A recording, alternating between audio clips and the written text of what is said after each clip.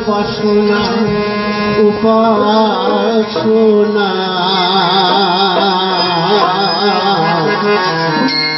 এই দুনিয়ায় জন্ম আমরা আজ মাতৃপূজা উপলক্ষে আমরা এখানে অনুষ্ঠান করছি এবং এই অনুষ্ঠানের কমিটি আমাদের আহ্বান করেছেন যার উপলক্ষে আমরা অনুষ্ঠান